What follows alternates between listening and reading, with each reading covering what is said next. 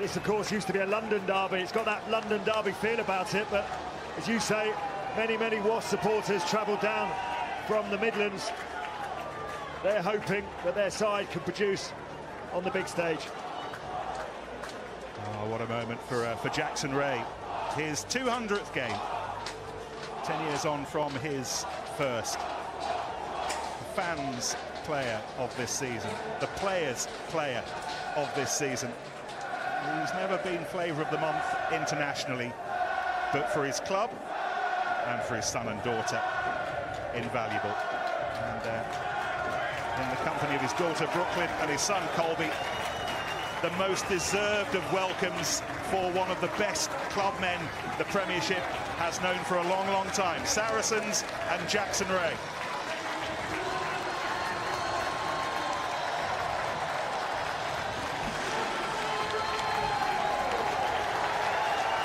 Week in, week out, I guess, he's just given so consistently to the Saracens family, Oscar.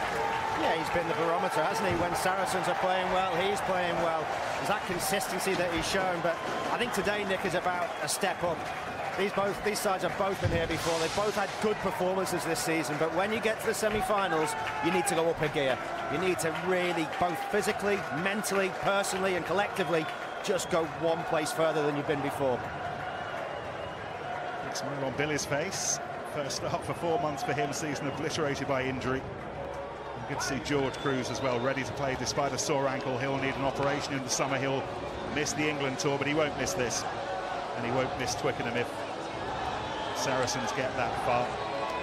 You think back to those cold, dark, snowy days in December when Saracens were on their worst run for half a century. We wondered what they were made of. They asked themselves that question. They wanted to be proud of the way they responded. And here they are in the playoffs. Playoffs officiated today by J.P. Doyle. Semi-final day. At Sandy Park in a while, at Allianz Park now for Twickenham and the chance to tilt for the title. And LaRue first with the save catch, and Cipriani and Wasps immediately showing their hands, running from the 22. And the first big hit for Nathan Hughes to absorb, and the first penalty quickly awarded in Wasps' favour, and it goes against Sean Maitland. Yeah, Wasps showing their attacking intent. Saracens putting the ball up through the middle, and LaRue releasing Cipriani, and Hughes getting an early touch. He had a split second where he might have used his hands on the ball, but wanted that early collision. Can't blame him. Look at this, LaRue spots the gap, feeds Cipriani. Just wondered whether he might have fed Daly. He was certainly on. Yeah, you got a sense from Di Young, didn't you, in the pre-match interviews, that they're not going to leave anything in the locker. We saw it from Cardiff in the Challenge Cup. The first half, they didn't play how they normally play. Then they came out and blitzed Gloucester in the second half. You sense Wasps are going to go from the off. Taken by Mile, who curates those Wasps line-out. He's called it to himself, and Cipriani tries to link up with Juan de Jong, who week by week this season has really grown into the job, and he's looking like the test match player that we know he is, Juan de Jong. Here goes Vunipola. He gets his mitts on the ball early on. Yeah, certainly looked on from Cipriani there as Saracens come down the short side. And another Vunipola, equally sizable. Mako that time, and flipped away.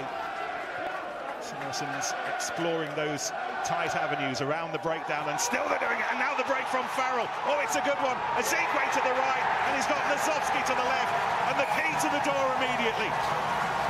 Farrell and Lazowski, and Wasps under.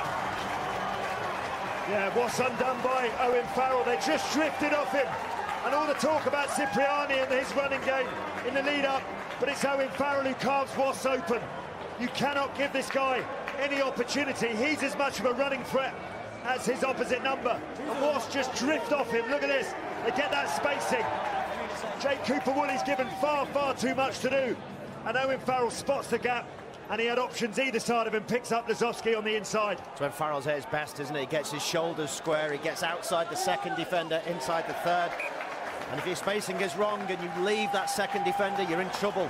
You see it best from the high camera from directly behind the posts. There's the two defenders, Cooper Woolley and Launchbury. Launchbury's just on the outside shoulder, just gives Cooper Woolley too much to do. And then the work from Lozowski to get back from the outside to the inside for the try. What a start from Sarries. Alex Lozowski was celebrating 10 metres out. He knew that he was about to score against his old mates. And inside the first couple of minutes of this semi-final, the hot favourites today, Saracens, start to justify those odds. Yeah, it's the perfect start for the hosts. Wasps almost undid that Saracens defence at one end, and Saracens straight back with the early score, but they weren't able to tidy up off the kick-off, and Wasps have an attacking platform in the Sarries 22. He's played a little bit more in midfield this season, Oz. He certainly provides an option. Yeah, he certainly does. You did think defensively, though. Bosch outside in that 13 channel has done very, very well for them. You wonder, they took the conversion very, very quickly. I wonder if they were concerned about a knock-on in that previous ruck. Ball did come out in a strange way.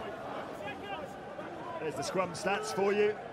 Neither side operating anywhere near their very best in this department. Look at that, Saracens 12th. You wouldn't have thought that before the game. And Wasps 9th, but it'll be a key battle today. Huge pressure on Ben Harris today. The Wasps loose head up against Vincent Kopp. Harris really third choice loose head. Big day for him, and that's flung wide to LaRue, and now Daly slips on this artificial surface. Robson, part of that England touring squad, likewise, of course, Joe Launchbury. LaRue again, and Hughes.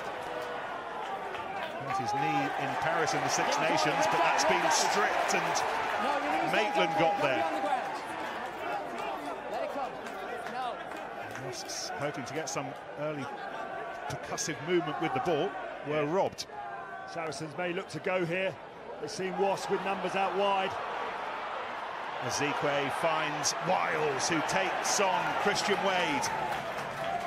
He's been at his defence shredding best this season, Wade. He was having to do some defence of his own just there, and he held on to Wiles well enough. But on halfway, again, it's Saracens starting to play some cards. It's a great turnover for Wasps. Nathan Hughes with a big hit on Lozowski, drives him back into the traffic, and then they get over the top. I said to you about both sides up in their game from earlier on in the season. My God, what a start we've had physically. Well, interesting, Austin. You know, Saracens of old would have definitely kicked that ball away, but now they haven't got the blinkers on. They see that space out wide, and they were perfectly entitled to have a go from their own 22. Both sides have been blinded by the sun. They already think they're on the beach playing, but look at this hit. Takes him right back into traffic. And then we've said about him all season, haven't we? Willis, so strong for a big guy and low over the ball. Excellent turnover. I'm trying to get him. 7. Hooker today again, Tom Cruise, Wasps Player of the Season. Thought that somebody had spelt Billy LaRue wrong on the judging envelope when it was announced, but he is the Player of the Season. That's one that will not go in the plus column, however, and a penalty for Saracens, and they can ease and clear their way out of the 22 comfortably.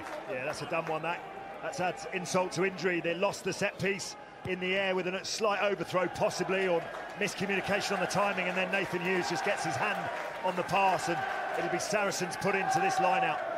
Got to get this area right. It was there for Launchbury, bit of pressure coming on from Cruz.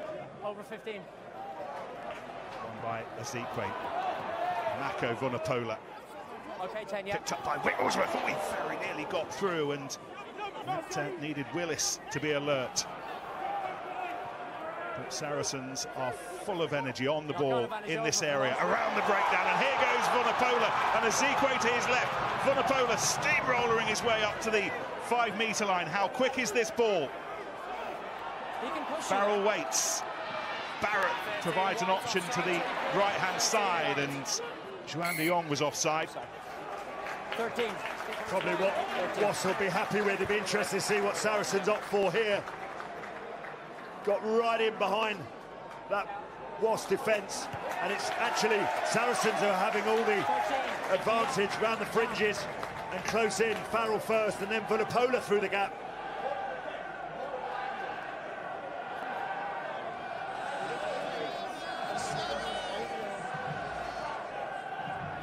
He's making his mind up.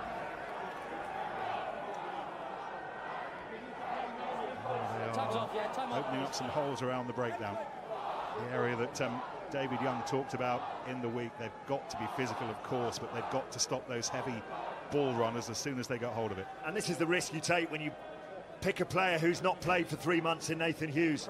You know, it's early on in the game. What are we talking? Not even 8 minutes into the match, and he's missing a fairly simple inside tackle on Vunipola. Got to be better than that in chasing your legs, and maybe not a huge criticism of him. He just has been out the game for a long period of time. Yeah, okay, let's go. Anyway, Alex Lazowski's try after 94 seconds, not quite the quickest in a Premiership semi-final. 3 years ago, Matt Banahan against Leicester took just 91, but very close to being on the perfect start for Sarries. 7-0. 10, Rich. Jamie George. Atoje looked like he was going to be a lifter initially, and then he was the lifted. Oh, and then the burst through from Vunipola, and he's very nearly there, and ball's still there to be won, and Saracens go over. JP Doyle's not sure. Check that, because I think it might have gone backwards. So Hughesy, I've got you. we're on penalty advantage for the Wasps lifter going too early on number 4 Saracens in the air, and we just checked whether there was a knock on for the try. Okay. I couldn't get the number, I was straight on. I told you earlier. Penalty advantage for the line out. Graham Hughes is the television Yeah, match okay, just official. give me some room here, that's though. Nick Ezekwe. You might not recognise him. He didn't so much have a So we just semi-final check haircut that. as a semi-final mo. It's all gone, Easy, how but we he may looking? well have scored. Just following the fashion. Just Nick, having a is look what he's now doing. on Z. I think it might have come off some legs. Wasps were shouting knock on to JP Doyle, so we're just going to check who it came off before Ezekwe dotted that ball down. It looked like Atoje might have hit it with his hand, or did it hit his leg as he comes through? Billy Vunipola makes the break. He boshes off Elliot Daly, and then this pass, arguably off the floor in a tackle. Does he knock it? Yeah, it touches his hand, but does it go forward is the question. Really off Atoje, Hughesy? Yeah, so is that what we look, the Atoje one? Yeah, Finish is so I fine. believe the ball is, there's a knock forward from the Wasp player, but it's whether Atoje knocks it on. Just let me up. So that's played by Wasps. No, that's gone and it's back. whether that one there. That's a Hughesy. try. Jimmy Gopperth tries to kick it, doesn't he, as he's coming through, misses it. See, that looks to me to go backwards. Yeah, but Yeah. can we double check that? Because it might come backwards off the Saracens player off the ground. As it flicks off Atoje, Oh, that- yeah. it comes off He the then head hits of the the, guy yeah, on he the then ground, hits the doesn't it? Saracen. Yeah, yeah. So we're going to go no try here for a Yeah, knock but you're on. going back for your penalty, We're yeah? going to come back for a penalty here. Yeah, Okay. cool. So it's a knock on by 4, okay? But it's off. It's early on the man in the air. That's one of those that could have gone either way, Nick, I think. I didn't get whoever's in the middle. It's going to be penalty advantage, so Saracens back to the corner again. Wasps have been very careful for not taking the man out too early in the air. Nick? And once again, George. Nick, get inside the 15, my man. This part of the game this season. No one better at lobbing a ball into a Premiership line-out. George Cruz takes it.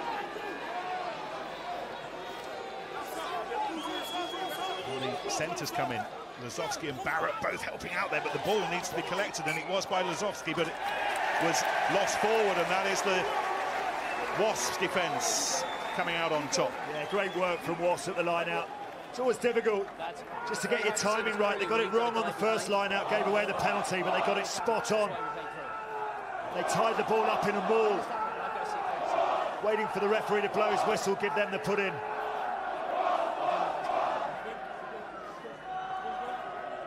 It was Elliot Daly who came in to help the disruption. Yeah, we talked about the gain line being so crucial. Dai Young was worried about it. Well, it's advantage Saracens in this opening 10 minutes. You come a bit closer then. Look at that, 13 times over the gain They line, can go as far back as 72% to 50, and Wasps have got to improve on that defensively, but equally when they're carrying the ball as well. I'll regulate them. Come up.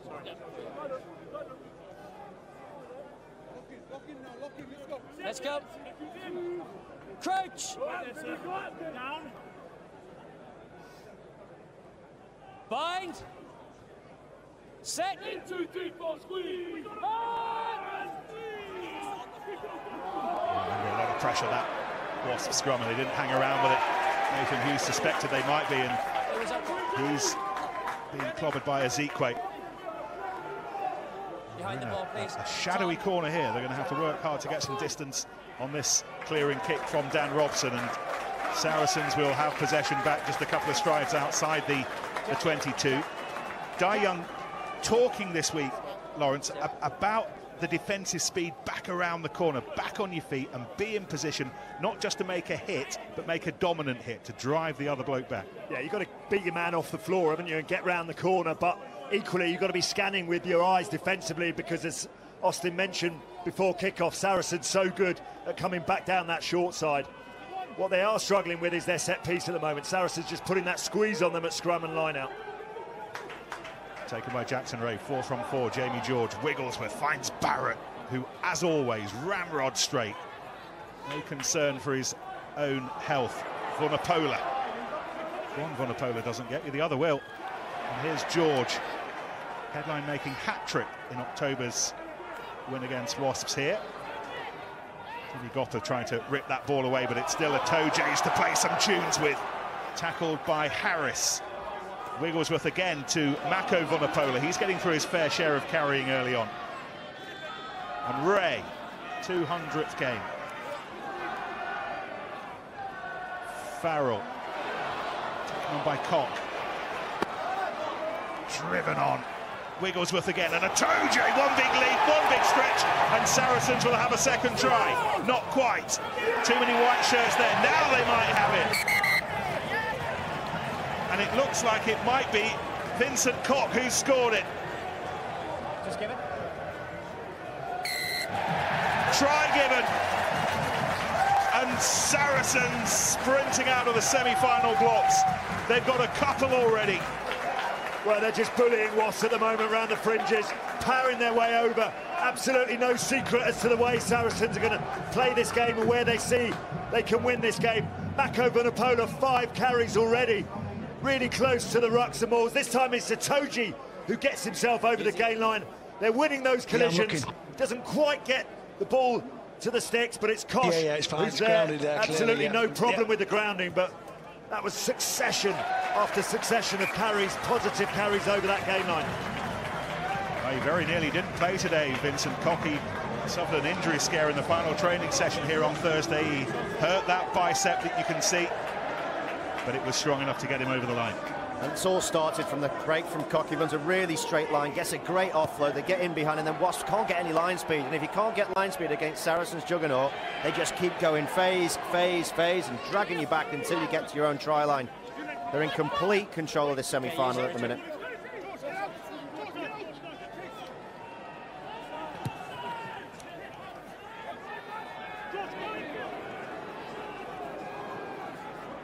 Hughes.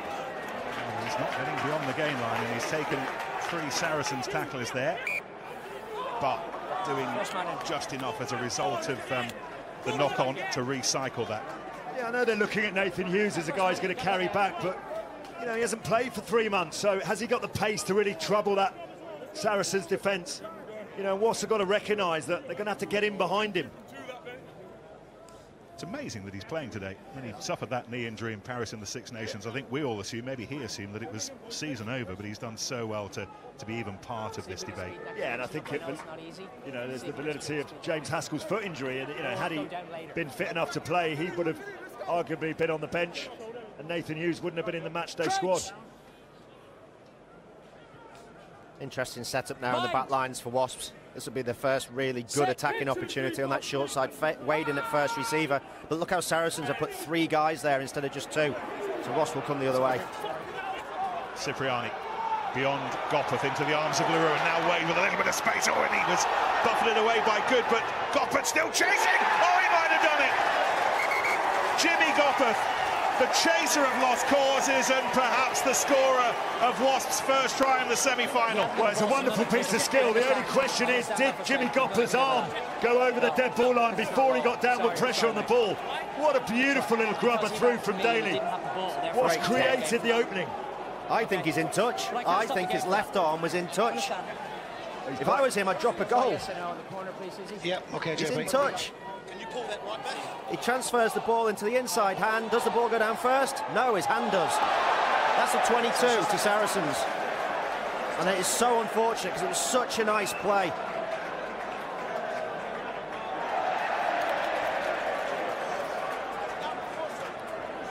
You can see the Wasps, all the Wasps team now have seen it on the big screen. They're starting to walk forward towards. It's JP, clear as day. Yeah, 22. touches the line first, so it's touch and go. So because it's touch and goal, it is a 22. It is indeed. Okay, to Saracens. Yeah. Okay, so it's no try. The hands in touch, so it's a 22. Okay. Well, Graham Hughes has been busy in the opening few minutes. He's now ruled out a try for either side. What a shame that is for Jimmy Gopperth and for Wasps. It's exactly what they needed, a score back, and it was beautifully opened up. Just Danny Cipriani running that straight line, Willie LaRue doing what he's done all season. How about that for a piece of skill from Elliot Daly? Rich, I'm sorry, man. And the touchline just gets the better of Jimmy Gopperth. So the weight on the kick from Daly was nigh on perfect under a stack of pressure, but Gopperth not quite. Wade has to go aerial. He didn't take the ball with him and picked up by Ezekwe, and Atoje's running alongside him. But there was a knock on. Oz, what are you looking at? Well, just looking back at that break, Nick, and how good it was. It's just really intelligent rugby on the short side from the scrum. Look how flat all three of these receivers are. They're all in a direct straight line, but they all run dead straight back at inside shoulders. Watch what that does to the heels of each one of the defenders. Look, heels down, and now Maitland on the outside, heels down. That's how you break a defence. That's how you make them step in. Dead flat, dead straight. And it should really have led to 5 points. Got his opportunity with the way the ball bounced up. The ball did what it could. It was just too high for him, though, Nick. Because it bounced so high, he was higher in the ball, and therefore he had to put his arm out to cushion his fall. But he was unlucky. Deserved 5 points, that is, because it's a lovely play, and I hate it when you don't see that rewarded. First note of hope for Wasps, however. Yeah, that's a better, more solid scrum from Wasps. Right above the head of Gopperth, who was stretching for all he was worth, and it's been stripped back by Owen Farrell. What a warrior Farrell is, and Barrett likewise to Lazowski, scorer of the first try. Good. Record 9th start in a Premiership semi-final today for Alex Good. 9 is okay. Overtaking Ben Youngs and Marcus Sajertse, the Tiger and the former Tiger. Barrett once more running straight. Go back, please, boys. You must get on side. Always needs at least 2 defenders to stop him. Billy Vunipola. They got the penalty advantage. Offside, 9 and 10, 2 rooks back. Robson and Cipriani. It's frustrating for Dai Young because, again, it's a turnover. First of all, Nathan Hughes, ball ripped out of him in the tackle. 9 and 10, 2 this time De Jong has the ball stripped by Owen Farrell.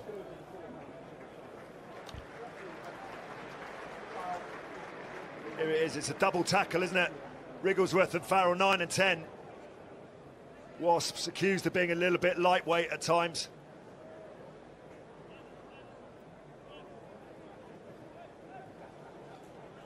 Jamie, so the decision is to go very pleased with the scrum. for 3 I'm happy points. with the amount of time the nine's waiting for it to It's set. all So about just so you know. banking checks in Premiership semi-finals. Picked up Premiership's Golden Boot Award for the first time ever at a glitzy bash in London on Wednesday. First time he's ever won it. A bad effort, given he misses a third of the season when he's on national service. This for 3 more points.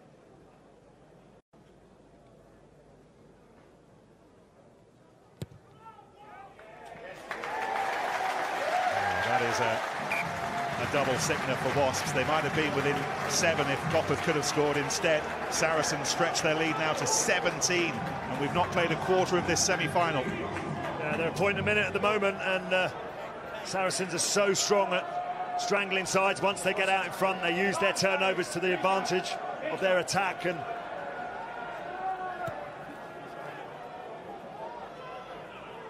Lazowski. By Thomas Young. That's taken back in, 26 okay, yesterday, another Saracens. magnificent season for Young.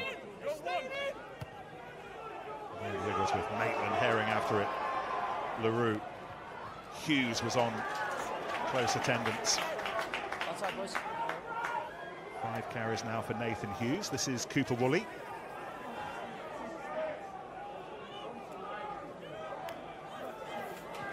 Barrett with the tackle on Launchbury. Willis. Just missed out to Sam Simmons as Premiership's discovery of the season. Cipriani waits. Wade's going to have to chase hard to get underneath this one. That's brilliantly taken by Alex Good. Goodness me, he was under a lot of pressure. Had the sun really in his eyes there, didn't he? Wasps have got Vunipola in their eyes, and now Cruz striding away, thought about the kick, holds on to it, flicks it back up for Wiles, but a little bit too ambitious, and that's evaporated. Mako Vunipola's like a bowling ball at the minute. Bowling ball that's picking really intelligent pins to run at. He's so good at picking an outside shoulder and getting through. Look how he just bumps off Young and then stays on his feet, gets the fend, brilliant offload. I think you were the only person in the stadium, Nick, that thought he was going to kick it. There was no way in the world he was putting it on the left peg and over the top of LaRue. And then they're just unfortunate, Saracens, but either side of their breakdown, the momentum and the speed onto the ball, it's just brilliant to watch.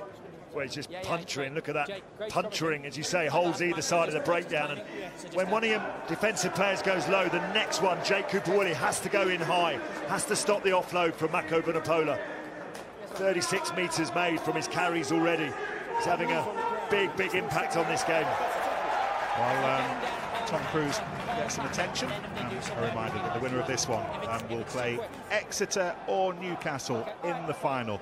Second semi-final at Sandy Park once we're done here. Wednesday's rugby tonight will be preview heavy, doubtless, as we look ahead to the big day at Twickenham. And this time next weekend, that's where we will be, the Aviva Premiership final from 2 o'clock, with us on BT Sport 1 HD 4K UHD. Right now, after the first, 90 minutes and 14 seconds, it's looking an awful lot as if Saracens will be there. But over an hour still to play. Yeah, Wasps just getting a few opportunities from knock-ons from Saracens. Another scrum here. Crouch. They need a spark, don't they, Wasps? They need something to go right for them. So far in this first 20 minutes, not much has. They need a little bit of magic, a little bit of a break, someone to make an offload, breathe some life into that pack that is getting mauled to death. Scrum again under a lot of pressure. Let's have a word with David Young. Di, you'd have had more comfortable opening 20 minutes. You knew that it was coming, but it's tough to stop, isn't it? It is, Nick, and you're not helping ourselves on occasions as well. Obviously, when we've had the ball, we've turned it over 3 times on the first phase, so we're not really asking questions of them. Defensively, obviously, they're making far too many yards. They're attacking us just outside the ruck there and getting too much momentum. And we're struggling, obviously, to control their go forward. And that set piece-wise, they're putting us under pressure. So not a lot is going right for us at this moment in time. We just need to take a breath and find something really that can get ourselves back into the game. Obviously, we had an opportunity there. That 7 points would have been pretty handy for us, really, but we're certainly under the cosh at the minute, that's for sure. Austin saying you need a spark. You've said it yourself. What kind of messages are you getting down there? Where are you looking for hope? Well, first and foremost, we've got to show up the defence. They can't keep scoring points, otherwise this game is, is quickly going to run away from us. So we've got to show up our defence, get into position earlier, get off the line and start winning them collisions and play the game in the right area. And when we get in that right area, we've got to have a platform to launch things and keep hold of the ball. Good man. Thanks, Doug. Cheers, Nick.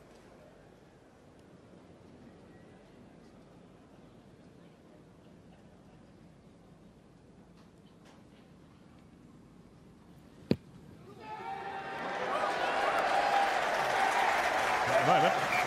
Saracens are running at pretty much a point a minute. Midway through the first half, Saracens already 20, Wasps 0. Well, everything that Di Young talked about before the game, the set piece has to go well. It's not going well. The gain line has to be won.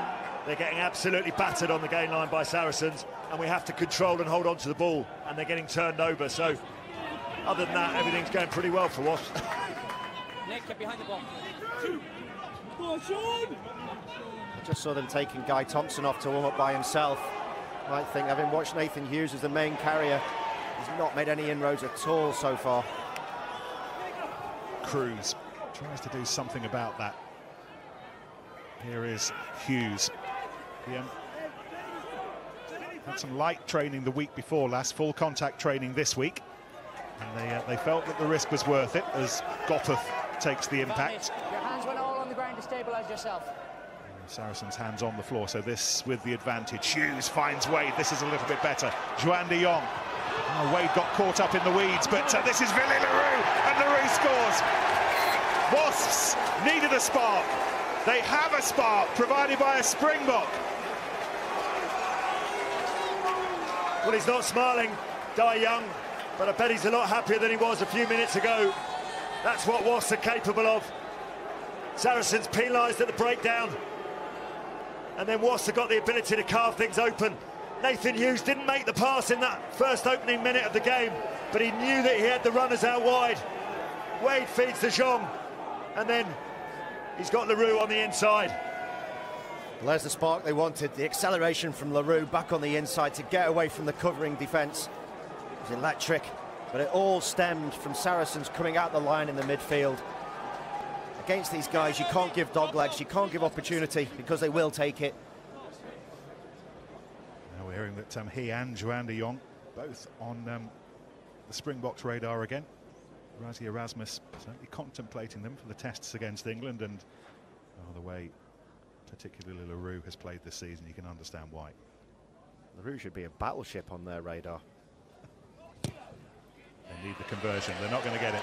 They will settle for 5 points. They've opened their account in the semi-final. Yeah, and it's all Jackson Ray. He's keen in the midfield. He wants to step out. He wants to make a tackle. He wants to get onto the ball. But watch what they do. He blitzes out the line. They just let him come. And then they let the ball go in behind him. And that creates the extra number. Everyone then on the outside has to step in outside shoulder. And you've got the accelerating Leroux going over. Difficult to stop. Hughes positions himself under the restart. He's into a cruiser, George Cruz. I think they've got to take Nathan Hughes off, Lawrence. He just doesn't look fit at all. He's standing in the tackle, which is allowing the defence of Saracens to get in position quicker, rather than putting his head down and just smashing in quick ruck. That's what the backs want. They don't want a big forward standing and fending, because people just leave him there. I think they've got to take him off. 5 job. It's his first Premiership start for 7 months since early October. Atoje with the line-out, Wigglesworth, Farrell, and again Barrett. The ruler in that Saracens midfield. And Vunapola's continue to knock big holes in that Wasps defensive wall. Looks okay, slipping into it. Cipriani on Farrell is being checked. Yeah, nothing in it. On we go. Mako Vunapola once more, tackled by Harris. Farrell biding his time, finding Lazowski. Good. Joan de Jong came up, didn't make the tackle. Onside Wasps.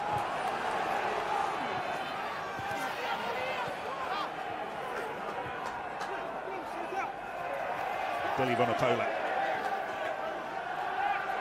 Jackson Ray coming around the far side. Itoje nearer to us, drives into the white defence. Mako Vunapola again. There's a penalty on the way with the advantage. Farrell to Lazowski, a combination that's already undone Wasps' defence. And they're close to a third try. And again, it's Vincent nearly there, but it's not coming out, so back we go. Yeah, Jack Willis saves what looked like almost a certain try for Saracens. I think it was Ben Harris that's penalised for not rolling away quick enough, but Wasps are not helping themselves. You have to make your one-on-one tackles around the corner. Saracens just battering the door down and invariably getting over the gain line time and time again. Well, Lol, it's just, I don't think any side could defend against them. The way that they're carrying, the way that they're strong in the tackle, but also their pre-call plays, they're electric. The one we saw from Farrell earlier was absolutely sublime. You watch how far away on the far side he is. There he is, he's highlighted. He's 5 metres to the left of the ruck. He then gets to the outside corner, the last defender. As this pass comes, he drops it into Cruz. If he doesn't give it to Cruz and gives it underneath, Saracens walk in with a 3-on-1 in the outside. But they're so tough to play against. When they're like this, no one can beat them. No one will even get close. It is relentless. Remorseless. 3 more points, and they have rapidly responded to the Leroux try. Saracens 23, Wasps 5. A century now in semi-finals for Owen Farrell. I think we're going to see an early introduction. Matt Mullen as well. Wasps having a bit of difficulty at scrum time too, but if you look at the way Saracens are playing, we talked about Billy Vunipola before the game being the target, but actually it's his brother Mako who's causing all the destruction and damage. Him and Itoje are the go-to carriers for Wigglesworth round the corner, and Wasps simply have no answer. Well, we talked about a change in the back row. It's actually in the front row. It's a head injury assessment we're hearing for Ben Harris. Matt Mullen might be on just temporarily. We will see. It's been a very difficult opening half an hour or so for Ben Harris. Only his third Premiership start. Simon McIntyre's injured. Matt Mullen's been a bit off colour, had his injury problems this season. Ordinarily you'd have expected Matt Mullen to start, but he offers plenty of experience coming on as a maybe temporary replacement at the moment. And again, that line-out's gone begging. They were looking for Launchbury, and they're not getting the basic platforms in place at the moment. Wasps have lost 2 of their 3 line-outs. LaRue comes to claim the ball, but Maitland got there first and palmed it back towards Lazowski. Wigglesworth again, Mako Vunipola. Goodness me, the work he is getting through. Farrell opening up, good on the far side. Wiles with a sprint for the line. He's got to take on Wade. Wade does well to stop him, but the ball's still in play via George and then Wigglesworth. But somewhere in the middle of that, it was lost forward. Well, Wasps are the architects of their own downfall at the moment. You've got to win your line-out ball. They're allowing Saracens to get up in the air, compete. They're allowing them to close the gap. Then they go to the kicking game. And on this occasion, LaRue, so often ruling the airwaves, gets beaten by Maitland up in the air. And then Saracens look like they've got numbers. Wade does very well to close the gap and just forces the knock-on from Sarries. You're out of breath commentating on the way Saracens are playing at the minute. Imagine trying to defend against them. It is insane, the pace. It's like being hit by a wave on a surfboard, getting up for a breath and you get hit by another one. You get up and think, I'll get a quick breath in. No, you're hit again by another wave. That is fabulous stuff from Saracens, and Chris Wiles, as we saw, one last spin at Allianz Park for him today before he heads for retirement, and he needs one more try to overtake Alex Tuolangi's record that he shares for semi-final scores.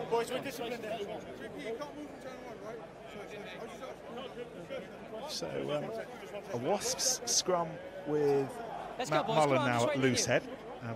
So it'll be Mullen and Vincent Kopp. Confirmation there of what we can see, that Saracens are doing a lot of carrying and Wasps not quite so much. Well, they're playing twice as well as Wasps if you go by those stats. Mind! Set! Big scrum this, approaching half an hour. And in that set piece at the moment, Nathan Hughes and co are having to work on their heels. Get out, Nate, get out! You're okay, it's him. There's a few inches push backwards before they can draw that ball out. Leave it alone, Maro. Maro! Dan Robson will take charge of this when he slips, but he gets decent contact and takes it almost up to the 10-metre line, and it was touched on the way, so it'll actually be a Wasps throw. Well, that'll be a relief for Wasps, because that's probably one of the few things that have gone their way, but they're under so much pressure at set piece, even with the Matt Mullen there, Nathan Hughes having to put fires out at the back of that scrum. And Dan Robson under pressure at the base. What about this Wasps line out? Dobby, 10. A little scruffy so far. They went to the front to find Mile and drew the penalty as Itoje was airborne at the same time. And Danny Cipriani just making his feelings felt to JP Doyle about their team, the back line being offside, and JP Doyle's picked it up on this occasion. Well, it's a crucial 10 minutes, isn't it, Lol? Wasps need to keep their head. They need to get something. They get 3 points. They go in 20 behind. Not too bad. Well, not too bad, but the Wasps are the sort of side that can believe they can score 3 tries. They'll have the wind behind them in the second half. But if they lose their heads now in this next 9 minutes, well, they lose another 5 points, this game's gone.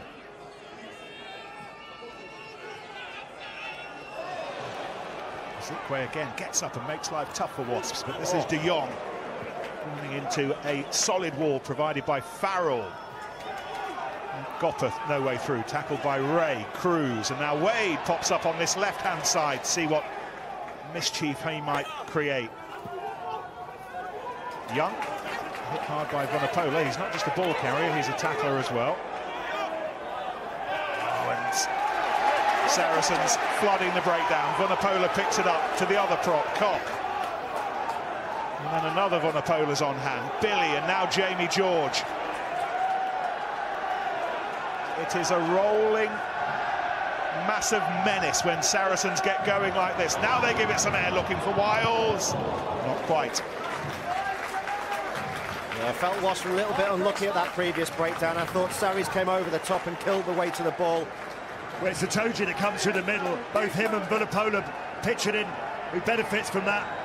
They've been the chief executioners of Wasps in this opening half an hour, and it's them that do the double act again.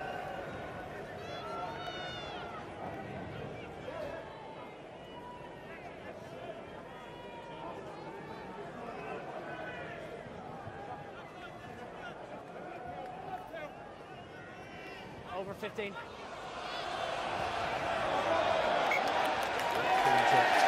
Jack Willis. There is absolutely no consolation in the set piece, either set piece for Wasps at the moment. Yeah, they've got to have a little bit more deception. That one, they managed to get hold of it, but the lifters have got to do a better job than that in bringing him down. When you're losing more line-outs than you're winning, you're going to add a lot of pressure onto what's already coming onto you.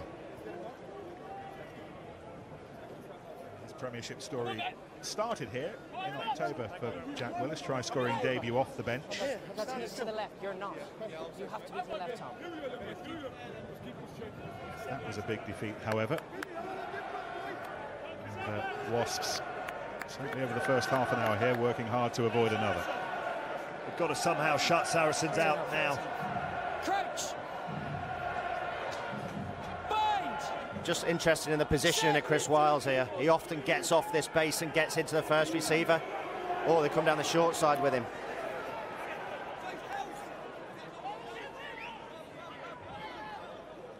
Wigglesworth. Lisowski was accelerating, but a little bit too soon. This is Ezekwe, the newly cropped Ezekwe. Barrett, where's he going? He goes around Vunipola. Was there obstruction there? We go on. Some profit still down that slenderer left-hand side with Cruz running into Mullen.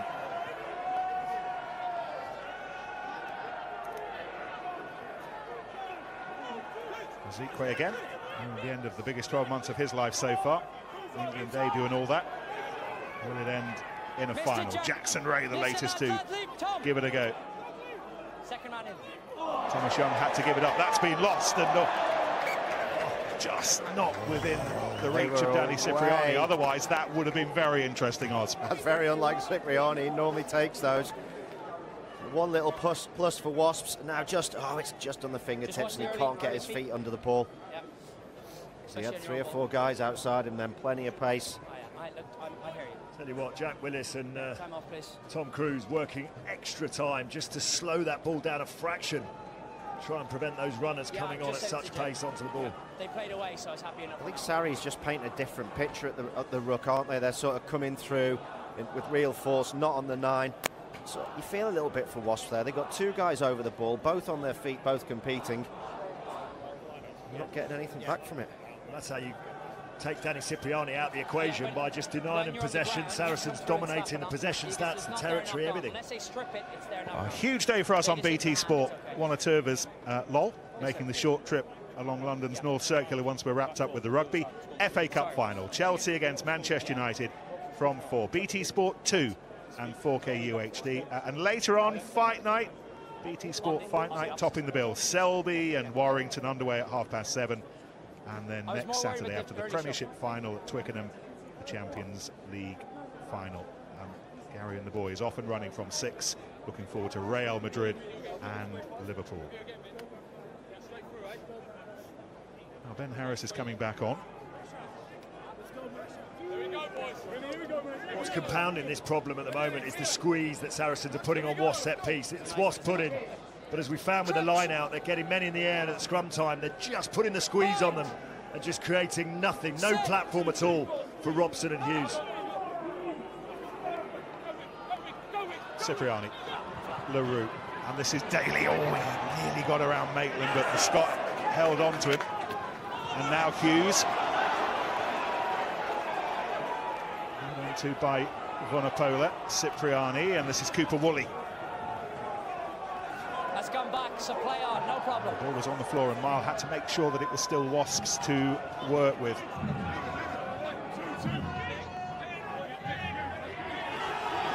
Trying to run through blue at the moment, however, getting beyond that Saracens defence. Yeah, they got themselves on the front foot, and then that momentum just slowed them down.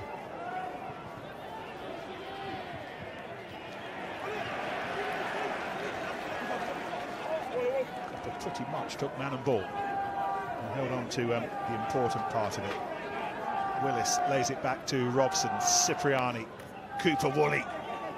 Ray takes the impact. LaRue's the first receiver, and now Daly, and he takes on Farrell. Can you check that, Hughes? The back of the head. Checking to see if that was a little bit high. Graham Hughes says we're good to go on. It looked high from Farrell. LaRue finds Launchbury and Wade, but he's got no mates out there, and he's shoved out of the club. You could argue that actually Daly runs at him high as well, and you know, when does an attacking player actually go in high as well? You know, I think you could argue that both ways.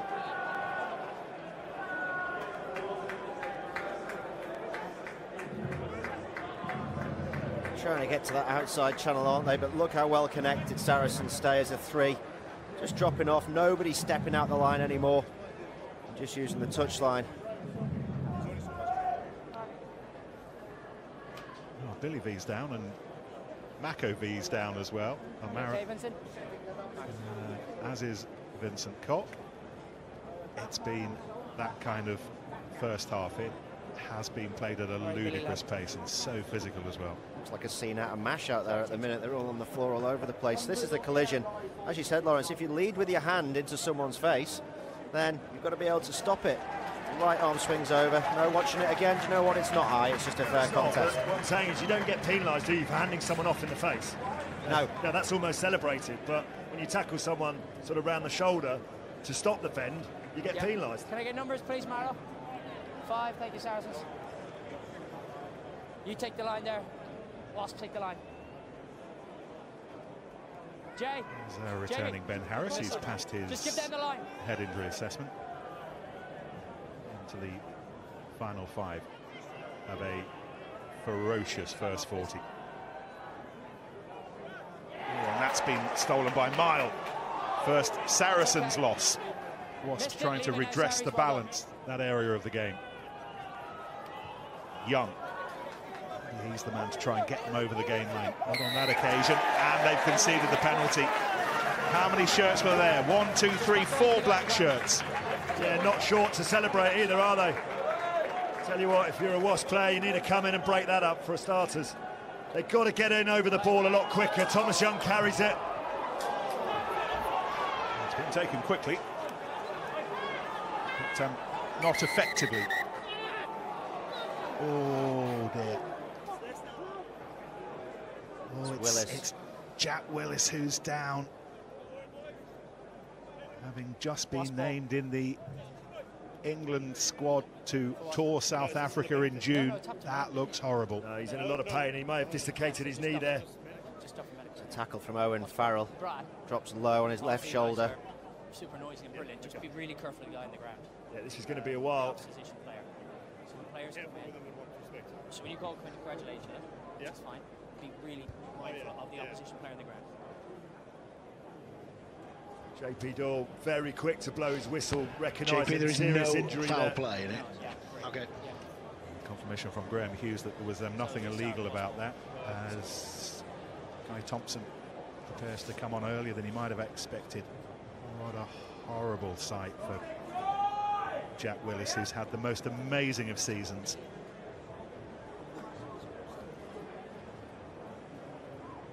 There's the tackle.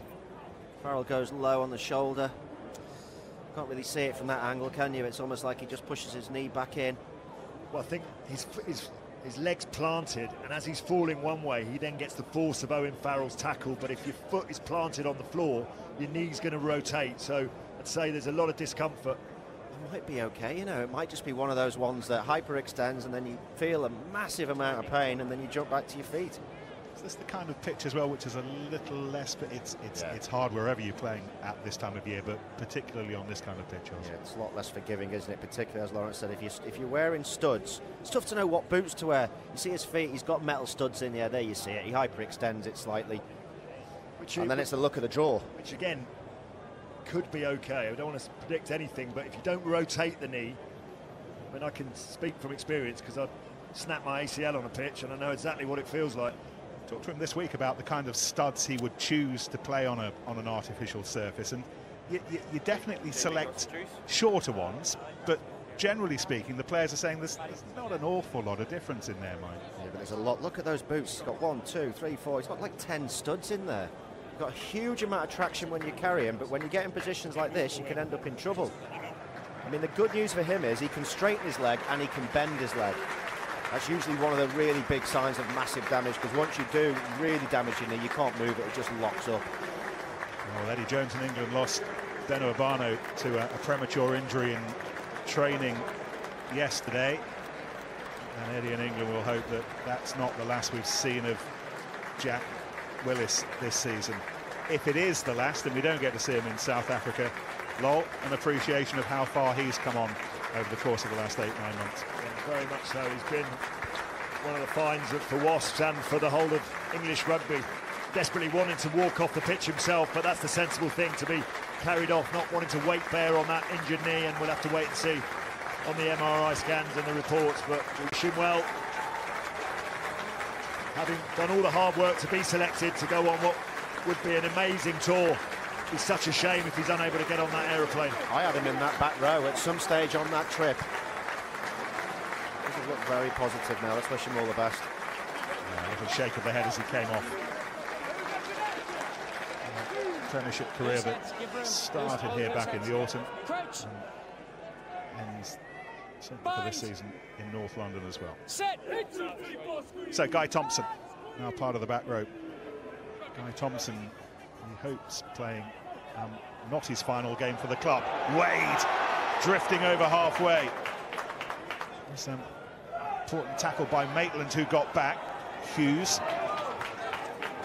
Wasps working hard, and then Brad Barrett seemed to roll back into the ball, but on we go. Robson, LaRue. This is Harris. Thompson immediately. Again, he stopped on the gain line. Cipriani beyond Wade to Hughes, deftly to Elliot Daly. Again, Saracens committing plenty of shirts to that breakdown and winning it back again. And Farrell hoists it over the top. LaRue slipping back on his feet quickly. Gopeth, oh, he's just lassoed, a black lasso. How many Saracen shirts are there? And eventually enough Wasp ones get back in time to rescue it, Lawrence. Well, he's canny, Gopeth. He knows where the floor is and he knows how to protect the ball, and he's done exactly that. Wasps were reeling from a brilliant turnover from Billy Vunipola, but they've got the ball back again. 7 times in this first half, Saracens have turned Wasps over, and Gopeth's under pressure again, trying to escape Cruz. Oh, and the ball's come free, and Cock and Barrett, and still we go, and it might yet work. And this is Young charging, he's looking for support. Daly's there, Young leads the chase, Ezekwe's there as well, but the kick just did not quite work. Oh, well, he's as quick as any of the Wasp backs, and Saracens are off and running again. No, too quick for JP Doyle. Looks like Vincent Cock's in a lot of trouble as well, Nick. As is Nathan Hughes. The pace of this game is relentless. Time off, please. Oh, Vincent Cock, another one whose season and the change in Springbok regulations means that he suddenly becomes an option for Rassie Erasmus as well. I'm not sure. Well, Chris, knowing Erasmus as we do, he's going to do everything possible as Wasp playing with fire behind their own gain line. They've gifted it almost to Saracens on a plate. Look at that open play, so there's no offside. Smashes Barrett. Nathan Hughes with a tackle. He's starting to feel the pace, and I know that Wasps, as Thomas Young goes down that touchline, Wasps were going to ask Nathan Hughes to empty the tank. And Austin, you've got to say, he's come back into this game, 49 metres, he's 11 carries, but not sure we'll be seeing him for much longer after half-time. I so wish that ball had stayed in. Foot race between Young and Ezekwe. I don't mind when he's on. Right, okay. Right. Yeah, okay, I'm listening to you. No, I'm listening to you, yeah. No worries. He's some athlete, isn't he? Touched by ball boy. How many, please? Yeah, he's been brilliant. Talking about Jack Willis, who's yet to make his test debut. Nick Ezekwe did in Argentina in the summer and again in the autumn. Just to clarify, Saracens couldn't play that quickly because one of their ball boys had already touched it. Atoje. How smooth that Saracens line-out is in comparison to Wasps. They're almost on a plate for them. That's once, Richard. Stay, Kieran, stay there, Jamie Kieran. George doesn't lose line out, so it's only the 5th he'd lost a little bit earlier this season, but back in the groove now. Maitland doesn't make much room, and Wasps have won this back. There's that launch free on the floor who got down from a long way up to win it, and Robson! A little passage of play that rather sums up Wasps' half. We've had 3 tries in the opening semi-final. Alex Lazowski very early on after just 94 seconds, and then Vincent Kopp, Billy LaRue giving Wasps a little bit of hope. Feels like we played 80 minutes. We've only played 40. There's another 40 to go. Astonishing stuff. Saracens 23, Wasps 5.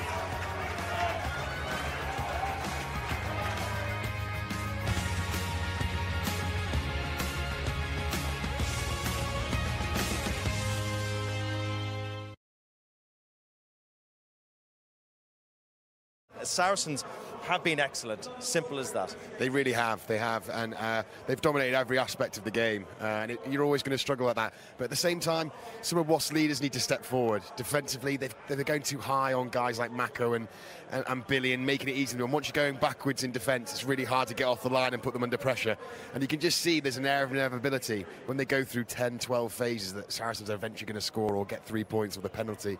And you know, we see with Saracens, and I've experienced it myself, once they get in that frame of mind, it's very hard to get yourself a foothold in the game. But to get a foothold, you got to try and match them at the breakdown. You got to meet them in the physical stakes, and Wasps haven't been doing that. Saracens have been motoring all around the park, but particularly in the tackle area. Yeah, definitely. Like we said, that you've got it. This first try comes from probably Wasps being a bit too excited, trying to get off the line, and they miss their man, and it's an easy break. And it's probably the worst start for Wasps because they just need to be in the game. That's what they need to do. And as soon as Saracens get into this way, once they get near the line, they're very comfortable holding onto the ball, going through the phases. They've got brilliant ball carriers, and eventually they just bully their way over that line. Physically, we've seen across the board in all the aspects. In the breakdown, you're seeing Farrell on the ball, ripping the ball, turning the ball over. We saw it from Maitland early on to turn that first one over for the first score. You know, they need to do something in the changing rooms. I'm sure Dye's giving them a good revving up, but they just need to come to the party physically. You've got to match them physically, give your backs a chance. You can see there's been times where the backs have come alive, they've cut them apart, but you've got to have the ball. Let's have a look at one of the moments that they did come alive, and we saw a nice bit of play, but it still takes a moment of magic for a try to come. Saracens, they kind of slowly build. It's quite methodical. For Wasps, you're relying on a little bit of a break, a moment of genius. It is, and we saw it earlier than this as well, with Jimmy nearly scoring in the corner and putting his hand out, but you just got to get the ball to these guys in space. Christian Wade, one of the most dangerous attackers in the league. They've got speed all across the back line, and they can do it from nothing, literally from nothing, and you can see they are such a dangerous side, but that's off 2 or 3 phases. Imagine them having 3 or 4 cracks at it, 5, 6 phases, when the defenders are getting tired, because it's always easier to attack than defend. Defending's the hardest part, you've got to be organised, you've got to be talking. For me, they've just got to hold on to the ball, get a foothold in the game, like we said. Let's have a quick look at some of the turnovers, because they'll hate this in the dressing room. Some of them a bit cheap. Yeah, and we said the big guys, the big names need to step up if Wasps were going to go and challenge Saracens here today. And straight away, Nathan Hughes come back from an injury, confident, running into the tackle, getting turned over by a winger. It's not ideal what you want. Again, we're seeing here Owen Farrell getting on the ball, turning the ball over, Mako there. It's bread and butter, and then obviously what Saracens are built upon is their kicking game and their line chase. And look at that, we call it a wolf pack for a reason, because they're never on their own. They're surrounded by 11, 12 defenders there, nowhere to go. Nothing you can do against that. Nothing you can do if you conceded 8 turnovers in the first half. We need a major turnaround for Wasps. They're up against it here at Allianz Park. The prize, of course, a place in the final. Second half is on its way.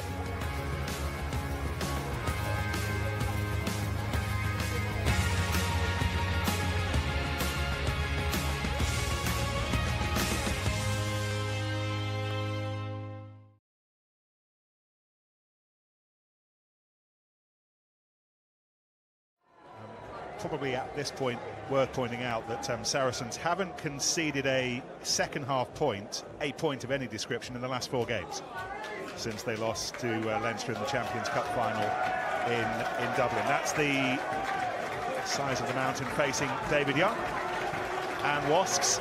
And a change at half-time, by the way. It's a significant change we're hearing. Billy Vunipola won't be joining us for the second half. He's been replaced by Michael Rhodes. We're hearing it's a tactical change rather than an injury change, Lon. Well, when your brother's playing the way he is, they can afford to make that change. He's been the key go-to man for Saracens in that first half. They don't need Billy today. They've got themselves way out in front, 23-5 at half-time, and Michael Rhodes is making up for lost time, a very ample replacement. He's had to be patient after missing 7 months of the season with shoulder and hamstring problems, Michael Rhodes, but this is his 50th Premiership appearance. Saracens perhaps 40 minutes away from Twickenham. Wasps need the 40 minutes of their season. Danny Cipriani gets them back underway. It might be his last 40 minutes in a Wasp shirt. Let's see. Here's the 200-man, Jackson Ray, starting Saracens' initial attempts to get out of their own back garden. There would have been many messages from Di Young at half-time, but one of them has to be defensively.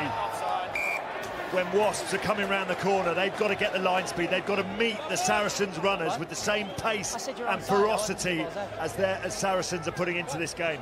Because physically in the first half, only one side turned up. Had a chat with Billy.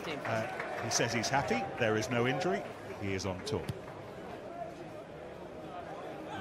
Unlike perhaps Jack Willis, if you weren't with us before the break, went off with a nasty-looking knee injury, a little twist. We're trying to get some information on the severity of Jack Willis's injury, but nothing overly to concern ourselves with Big Billy. It's not a great start, though, is it, for Wasps? Giving away a silly penalty on a Wigglesworth box kick. No need to take the chance, because now you're back in your own 22.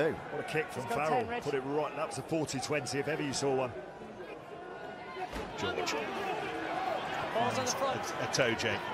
That's open play, there's no more. Some Cox in the middle of that. Scorer of Saracens' second try. Alex Lazowski got the first after just 94 seconds to set the tone. Here's Barrett. Wigglesworth once more, accelerating, and just accelerating a little bit too much in front of the ball. Swept up by Good. George to a toe jake. Run into Guy Thompson, who was a first half replacement for Willis. Underneath. Get off him. There it is. Number 5 was pinning the Wasp, number 4. Zikwe's waiting. Looking more like Ray.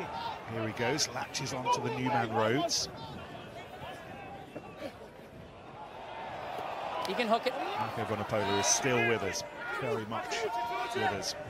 Carried the ball over 50 metres in the first half. Farrell and Barrett, beautiful to Good. Oh, and this for Wiles on his farewell to Allianz Park. Scores a third, and as they did at the start of the first half, it's a big Saracen stamp at the start of the second. And Chris Wiles breaks the record for semi-final tries. Well, it's all about the work of the forwards. Chris Wiles gets the finish. Alex Good finding the killer pass at the end there, but again, it's the work of Itoje, Vunipola battering Wasps defensively. You've got to meet fire with fire. They're losing that collision on the gain line. Time and time again, Saracens are getting over the gain line. Wigglesworth has got the ball on a plate for the next forward runner to come onto it. And then once you've created the narrow defence with Wasps, The ball goes out the back, and it's pretty easy for Saracens just to pick him off, and that man Wiles gets the score. And some big-name wingers who've shone on days like this in years gone by. But none have shone brighter now than Chris Wiles.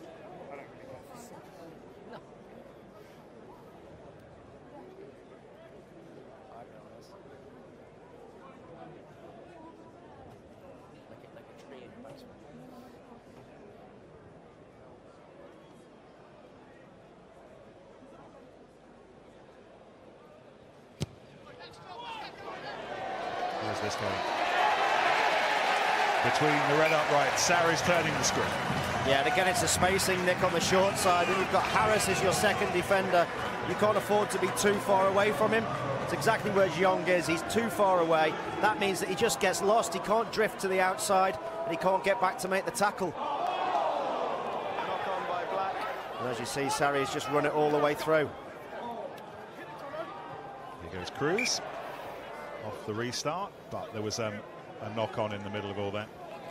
Yeah, big intake of air from the Saracens fans, but actually it was the lifter that wasn't able to hold up Saracens. Well, if you're hoping that he might be playing in a test match for England in the next 2 or 3 weeks, that is not a good shot. The knee brace is on. They won't know exactly what's happened to him, but precautionary there. Have a scan as soon as he can, and hopefully there's not too much serious damage to any of the ligaments. Stay there, Sarries. Crouch! Bind! Sit!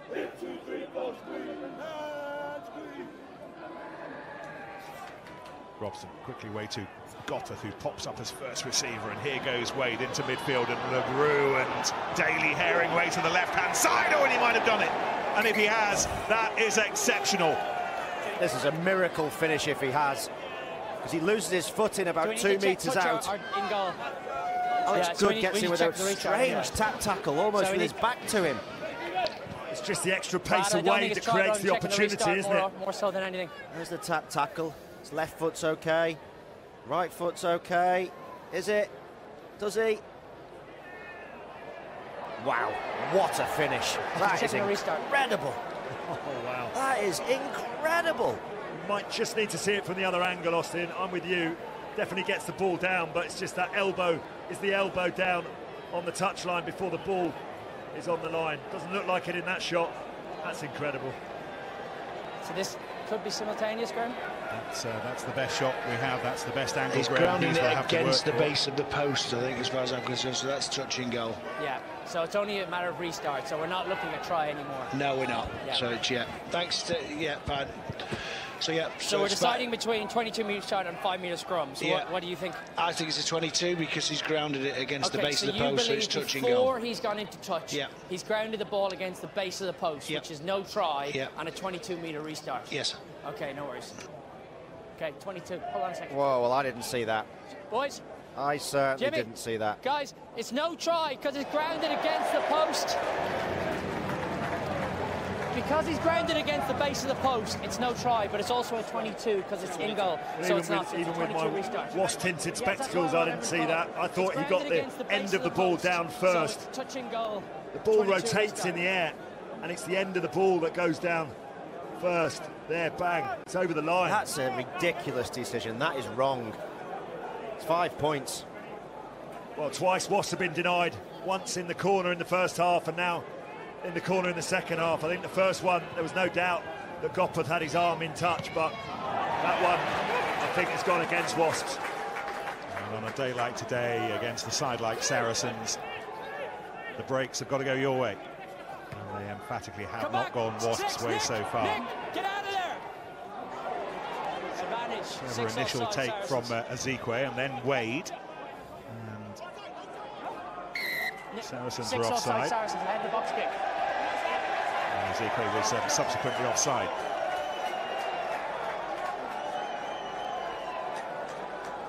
Yeah, Wasps opted to go for the corner with Danny Cipriani's left boot, but my word, they need some accuracy with their line out. Only 40% success rate in that first half. They've got to secure the set piece. They need a score, and they need to score quickly now. As time drips away, 25 points gets more like 30, more like 40, more like 50. Well, you take more risks, don't you? Throw caution to the wind, and that's where Saracens can then feed off your turnovers. Statistics that need improving. Mile quickly off the top to Robson. Here's Gopeth. Tackled by Rhodes. Release 4. Hughes. A little bit more energy and starting to break that gain line, and No clear release. No clear release. Robson. Cooper Woolley scoring. Oh, the fires aren't burning brightly. They are not crackling, but just the Wasp fires are still burning. Well, we said to earlier on, where was Wasps Vunipola? Well, there he is, Jake Cooper Woolley. Yeah, it's a good question. Because he grounded It's his first Premiership try this season. He's coming on a really short line, and he's given his side a lifeline in this game. Yeah. You might have heard Elliot Daly there just having a conversation with JP, saying, why was that try not given? He said, because you touched the corner flag. He said, yeah, but the ball's down first, sir.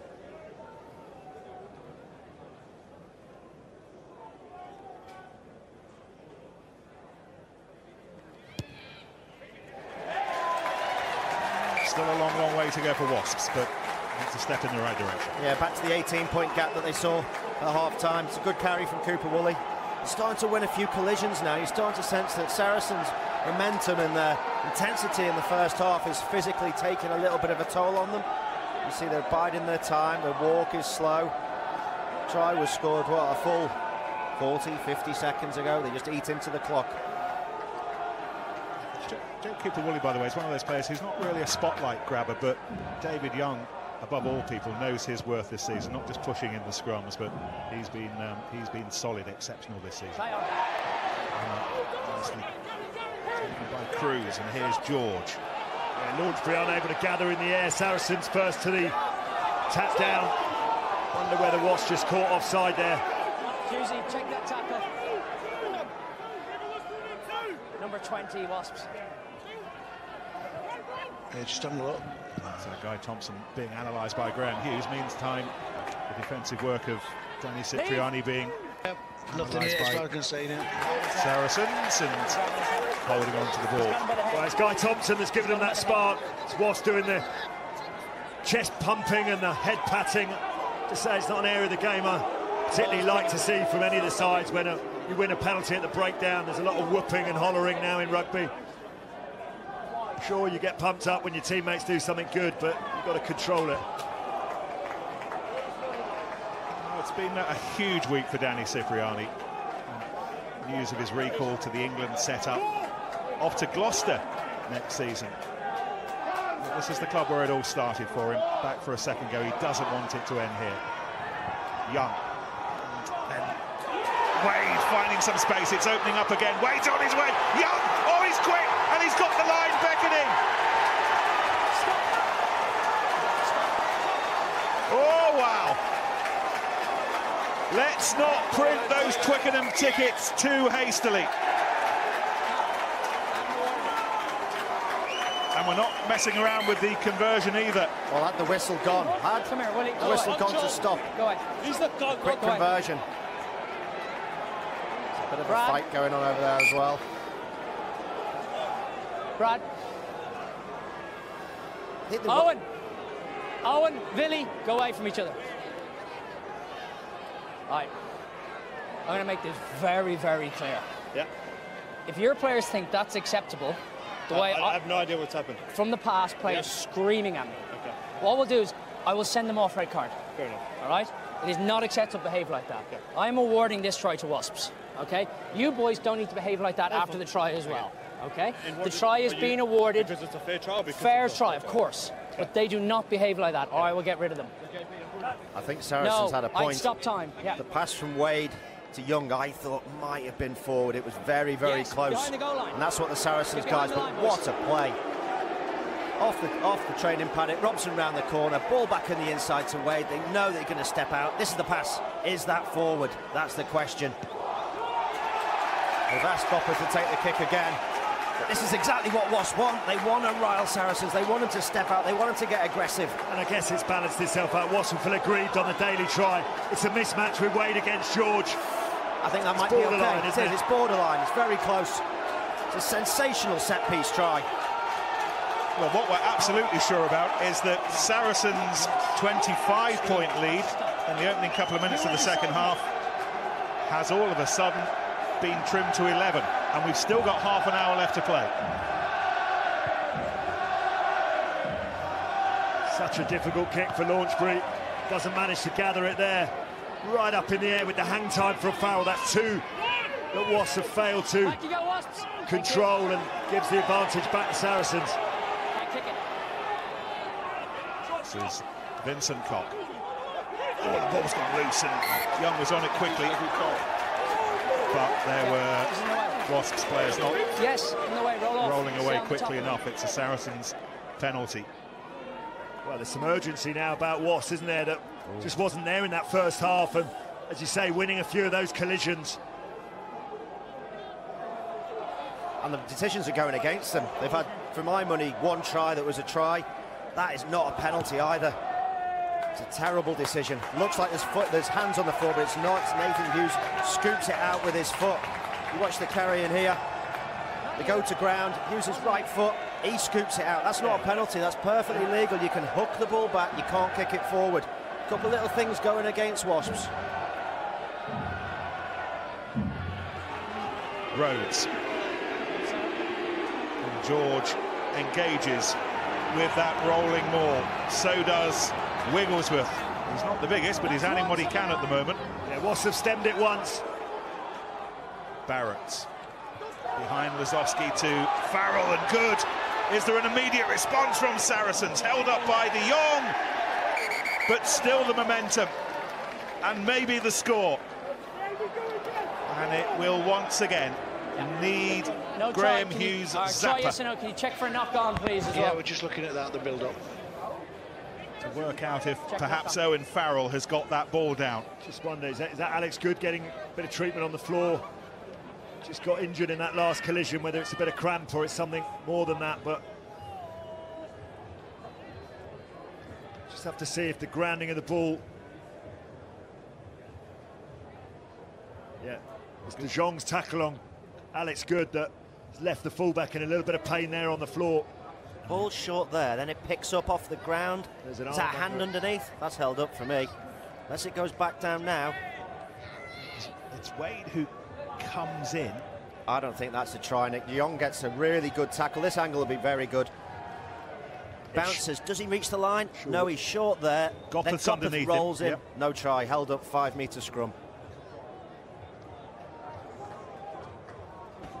The thing about Wasps is they've got themselves back into this game, but then they've got to regather the kickoff. They lose the kickoff, and then the penalty decision goes against them, and they're back under their own It's so hard though, Lawrence, as you mentioned. Farrell's kicks are insanely high. The hang time on them is like 4 seconds. So then you've got all your guys getting really underneath. Yeah, he doesn't make the line. It's short, and then he's held up. He's turned over. Yeah, okay, then he's so held up. It's going to be no tries from 5 Saracens.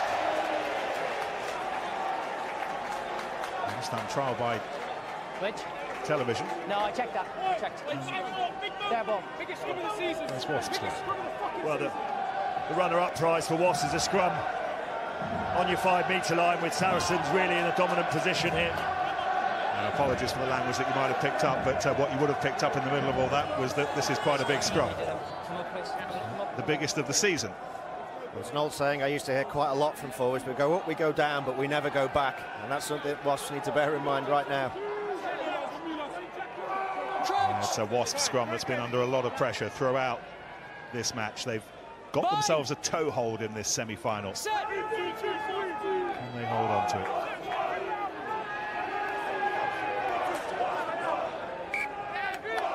And that one did go down. Thank you.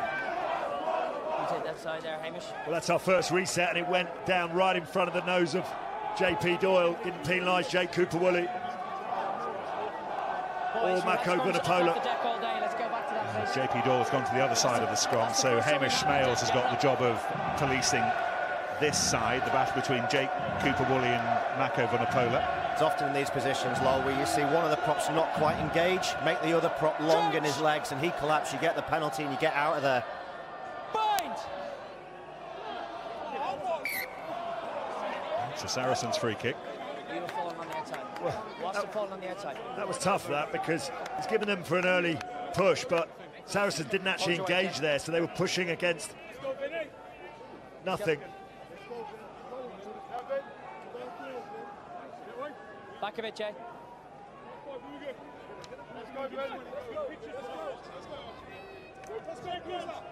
Steady, Tom, okay? Steady.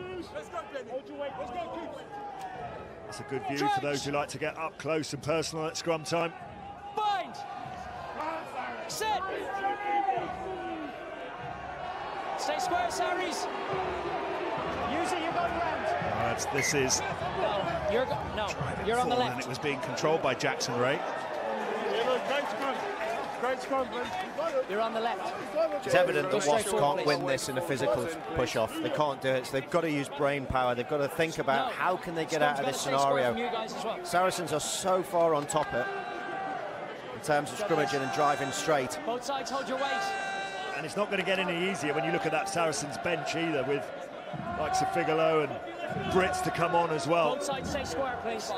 Both sides. Let's go. As much pressure as Ben Harris suspect has ever had on those broad shoulders of his now in this position in a semi-final with Vincent Koch testing him to the absolute max. It's not stable and it's a Saracens penalty.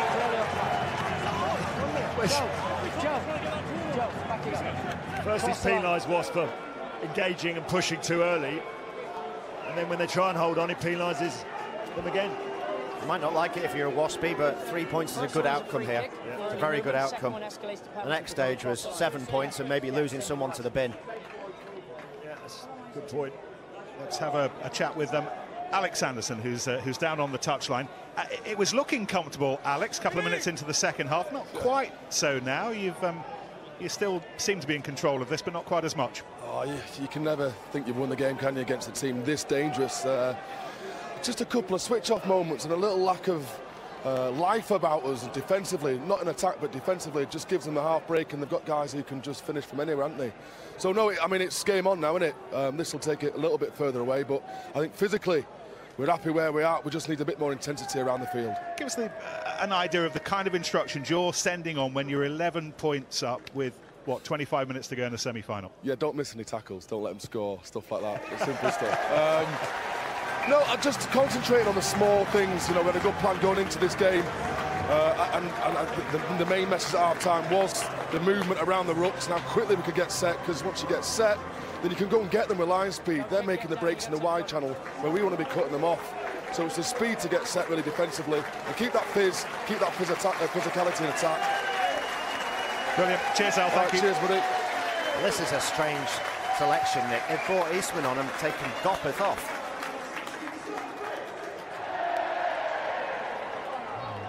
Saracens have made a change as well. Scott Brits has come on for Jamie George, which might be perhaps a little easier to compute.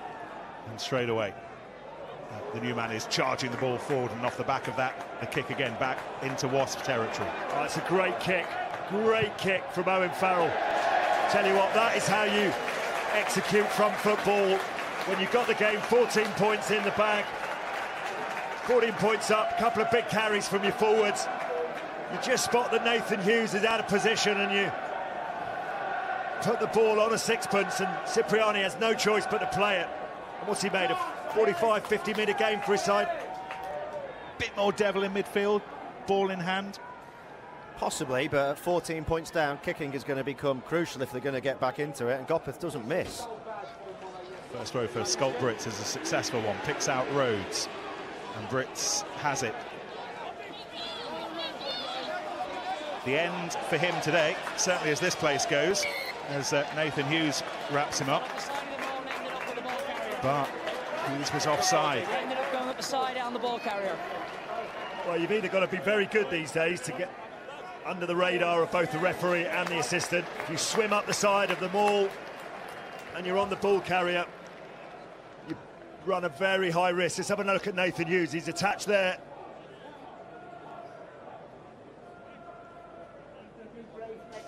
Tough, that one. No, you changed Seen at the them end, Nathan, given. I'm sorry. You will have heard JP Doyle just underlining to Nathan Hughes that he did change his grip right at the end. Man. That's the reason for the penalty.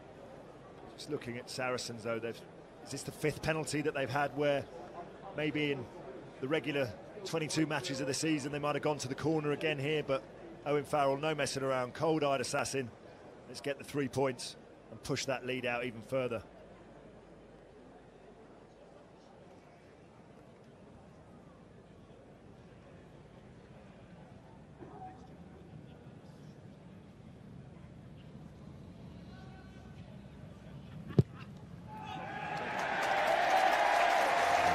Owen Farrell is already a semi-final record breaker. No one's ever scored more than the 21 points he's already gathered, and gathered within an hour. Kicking game's been absolutely first class, hasn't it? Both out of hand, restarts off the tee, showing why he is that world-class 10 we all know he is. Cruz, challenged by Wade. 20's legal, no more informed. Roll away, This is tackle. George Cruz. Well done, lads.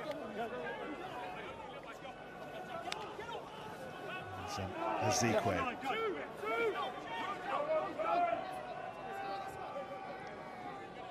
Chris Wiles is on his marks, trying to get underneath this ball, as is Villy LaRue. Oh, LaRue's lost it, but it went backwards and flicked up by Dan Robson. White-shirted Wasps can go again. Take a step, Alex. Launchbury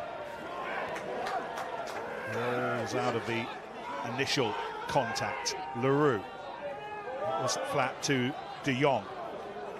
Two South Africans who may well feature in that Test series against England.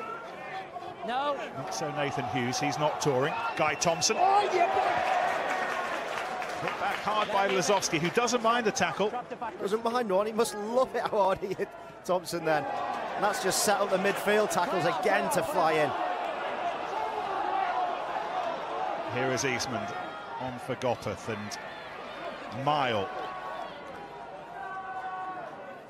Cipriani to the try scorer Cooper Woolley. Missed, 20, missed. Try quickly followed by another for Thomas Young, but Saracens have just steadied things a little. But here goes Thompson. LaRue trying to get onto it, and LaRue will streak in. Semi-final, absolutely not yet done and dusted because of this remarkable Wasps team. The handling still, the ambition still, the life still. Well, it ain't over yet. You bet it's not. Wonderful pieces of skill. First of all, the pass from Cipriani, the line from Guy Thompson. But I tell you what, it's the awareness, just to hold on for a split second, not go ploughing into contact. Guy Thompson knows exactly where LaRue is, and he delays the pass. And do you know what he does, which I really like, is he floats the pass up in the air for LaRue to run onto in the corner. Game on. The fullback who was part of our BT Sport Dream Team. 4 moments like that, and there have been bags of them.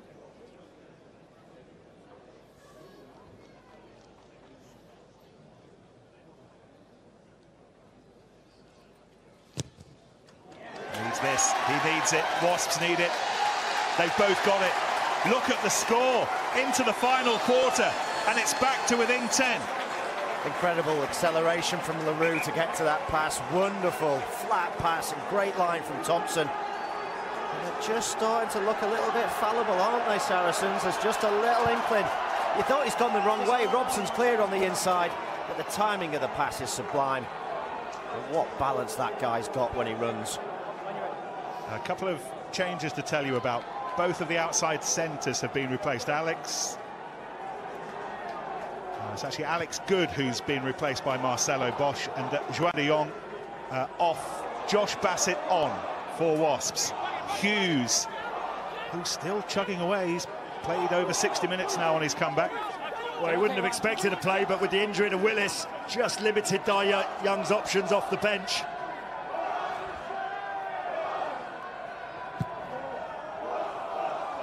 Robson, again, he finds very good distance. Goodness me, he's taken that up to and just beyond halfway. Alex Good just getting a little bit of treatment on that left ankle, which we saw was just jolted back by Juan de Jong on that foray towards the line. I think he actually did it, Nick, when he made the tackle on Elliot Daly in the corner. He's holding it just after that. There's Josh Bassett. Try here back in the autumn was a late consolation. Another try today would be, well, who knows what it might be. Here's Marty Moore.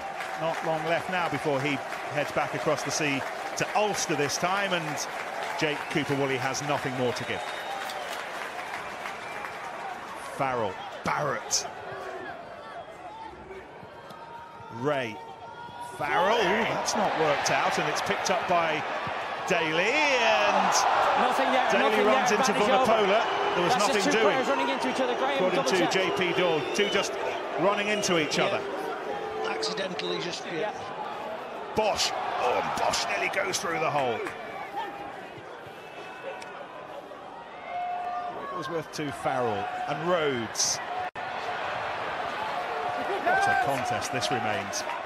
It looked as if Saracens had gone beyond arm's reach not so long ago. Not now, but here's Brits again. He doesn't want his season to end here. He wants his final season to end on the big stage, and the hits continue to come. Farrell, Bosch, lays it over the top to Maitland. Cuts back inside, Sean Maitland. Almost there, he almost crawled over the line. Oh, Guy Thompson's got his hands on it there. Just missed it. Surely Saracens will go over. Figaro! Figaro! And maybe that's the tune that signifies Twickenham.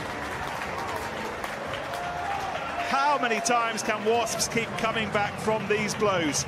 They've had to take another one. And Juan Figaro with the try. Yeah, Maitland with the really incisive run that gets in behind, and after that, Wasps are going to be struggling. Just goes to show Elliot Daly had the ball, and again, small margins. Once he kicked it back to Saracens, they had numbers down on the short side. They used those numbers effectively. Figaro with his second try in as many games. Kevin Sorrell, even Mark McCall showing a bit of emotion there. They know that that could be the crucial try that takes Saracens to Twickenham. He could easily be an opera singer with a frame like that, but you suspect he's a better rugby player, and he scored a very, very big try. It was a great try, a wonderful line. Sean Maitland, though, sensational on the outside. Steps inside Bassett, gets outside LaRue. The first contact point was outside the 22, and he ends up a metre from the try line. Great strength from Maitland. And then you could just feel the support runners coming to the base as Nathan Hughes trundles off the field. James Gaskell has come on to replace Hughes as Farrell pockets another 2 points. 15 minutes to go. You hesitate to say that's that, but only because it's Wasps. I'm not sure you can make any assumptions about this game the way it's gone. It's been breathless from start to finish. There's Bosch, whose break set up a try for Juan Figaro. Ended a run of 3 Wasps tries in a row. That had us all wondering. LaRue. Oh, he didn't go far. That was Farrell. Oh, and that's a toe jay, and once more it's Michael Rhodes. Farrell, that not quite so smart. Ricocheting off Cipriani. Here goes Brits. Farrell again. What a game he has had. Mako Vunipola, ditto. It's loose, and Young's on it, and it's a penalty to Wasps. Well, that's the sort of line speed that Wasps needed in that first half. It was distinctly lacking, but I think it was Cruz that makes up all the distance on Vunipola. If you cut down his think time and the ability to get that momentum, you do make your life a lot easier. Look at this tackle from Farrell on LaRue. Tell you what, he's been absolutely superb, Owen Farrell. Every department of the game.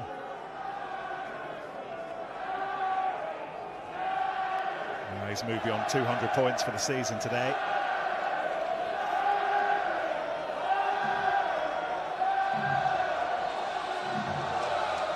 Mile, Young, Simpson, who's on for Robson. Both sides have changed their scrum halves, by the way. Ben Spencer for Wigglesworth on the other side, and this is Thompson. And that's been ripped away. JJ got there first. It's just possession that Wasps can't afford to spill now. They've got to throw caution to the wind.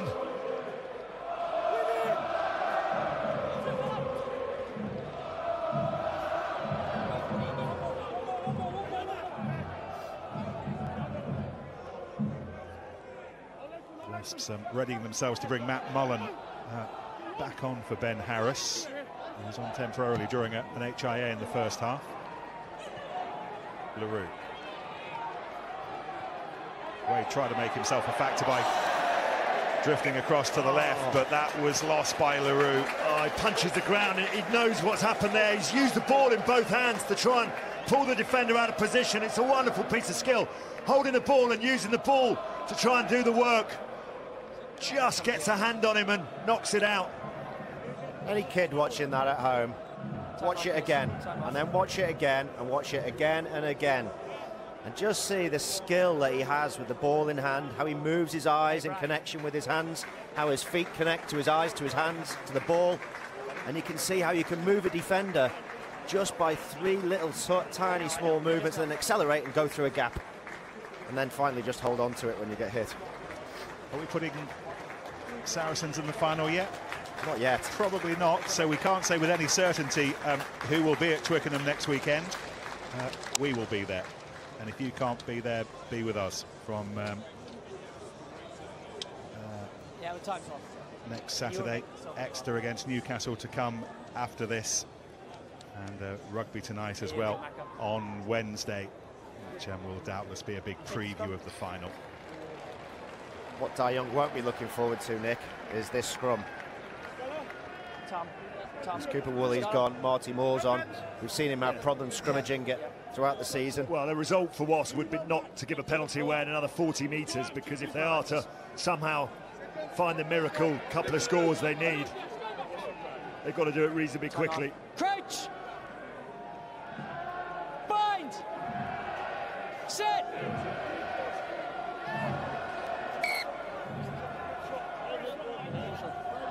Stay tight on this side, okay? It's a bit this way at the moment. A bit of a benefit of doubt there. Yeah, I know, but I'm seeing it this way. Okay. So stay tight. Marty, keep them tight, okay?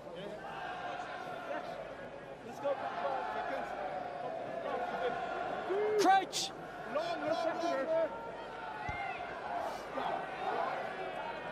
Bind! Sit! Saracens' new scrum half, Ben Spencer, club's top try scorer this season. 2 more off the bench against Gloucester 2 weeks ago. He's up to 10. Season for him that'll end in South Africa with England, and that front row dominance that Saracens have really enjoyed all day being pushed home again just now. Yeah, it's exactly what Saracens want there. Marty Moore with a little shake of the head. No offence. You know, a lot of referees have made Saracens just play that, but Saracens well within their rights to hold on to it. They've pummeled Wasps at scrum time, and they get the opportunity just to slow down that clock.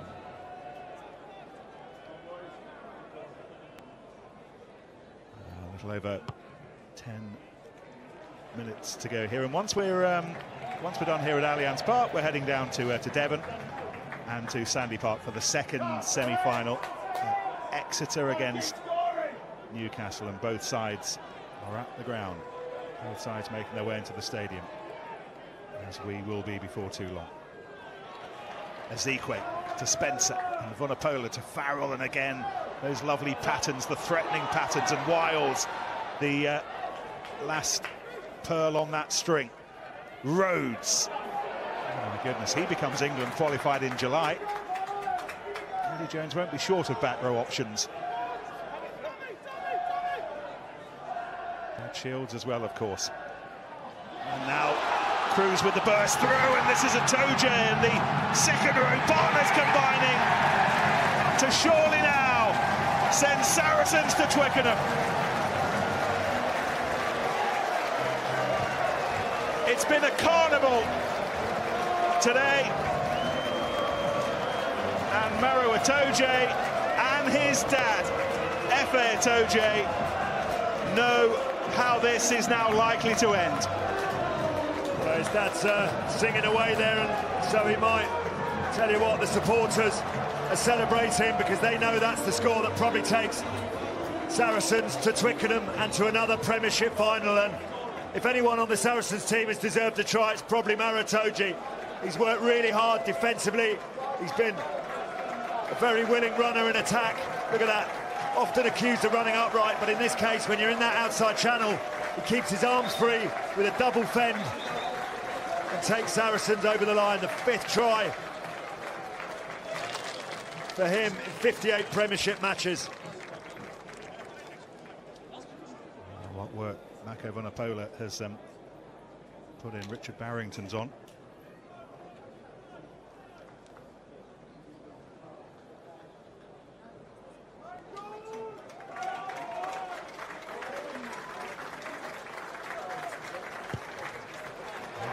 But he doesn't look like missing today, does he? He's 10 from 10 and he's up to 25 yeah, points. Something from nothing, that try. Saracens with 3-on-3 in terms of attack. But just look at the change of angle of Cruz. He just comes back at the very last moment. Simpson misses him, and then Simpson misses again. Wasps can certainly attack, but to win this title, you've got to be able to defend as well.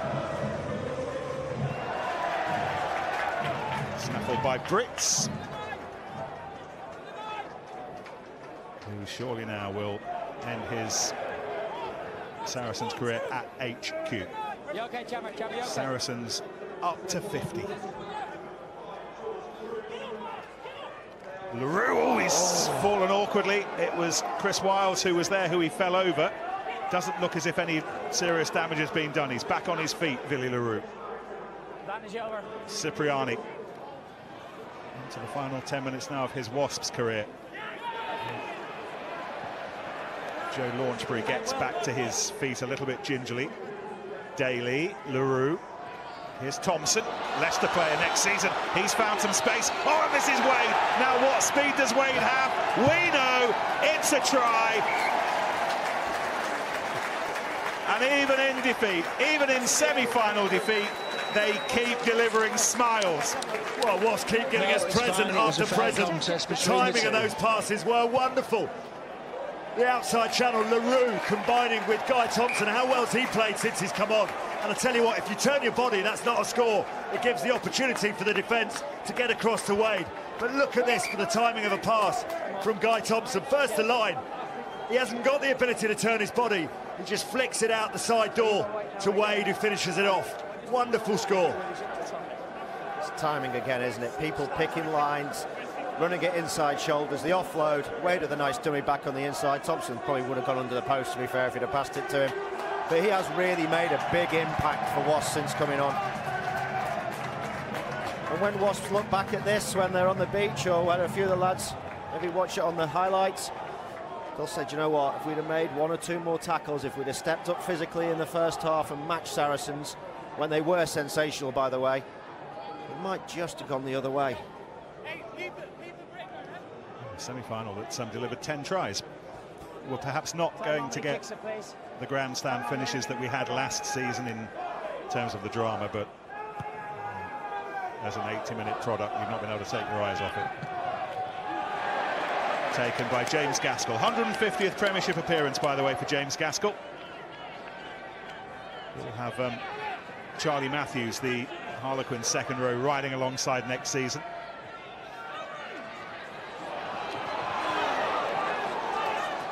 That looked like high from Skelton. Did look like high over swinging the top. Over the top. Bashed him on the head. Yeah, I think there's a swinging arm on that. High tackle. Yeah. I think it's more than a high tackle. I think it's a yellow, potentially even more. He's really come in over the top and smashed him. He's putting his hand up to apologise, but let's have a look at this again. I think they've got to take another look at this. I think it's more than just a penalty. There's force, there's intent. That's a red card. That is a red card. Just misses, doesn't he? Goes over the top, might be the only mitigation. But he winds it up, Austin, that's the thing, doesn't he? There's an intent there. Yellow for me, then. Nothing according to the officials. On we go. Robson to Daly. Daly's still finding a way through, and Thomas Young was up in support. Launchbury pops up. Here goes Thompson again. What a gem Leicester have got next season. Here's LaRue. Joe Simpson. Referee overruling the touch system. Launchbury. Thompson again. Ted Shields, of course, will be a central part of that Wasps back row next season. That's gone loose only to Atoje. 5 minutes to go. And we've already had more tries, more points in a Premiership semi-final ever. Is there to be more? That looked a tad forward as Brits goes on, and Wiles to Spencer for the 11th, and now certainly for Twickenham. They've been brilliant today, Saracens, and they may well end up as champions again at the end of the season. They'll take some stopping. That's a mile forward. That's a mile forward from Bosch. But they're getting away with it. There's been so much going on in this game. Brits then, he makes the outside break. Watch what he does to Christian Wade after he passes it. Very clever play. Out offload, holds on to Wade so he can't get back, spins him round and stays alive. I think a lot of people in the stadium are hoping that ball had gone back inside to Brits so he could have finished with a try here, but... There's been a few passes like that, hasn't there, on both sides that have been called in favour of the attacking team. But Wasps having to throw real caution to the wind with Cipriani.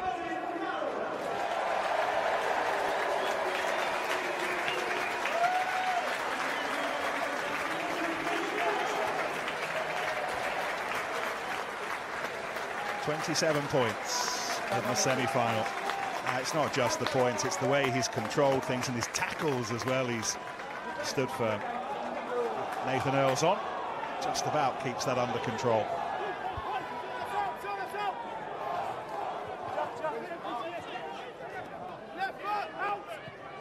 Not quite, Elliot. Just go back, please.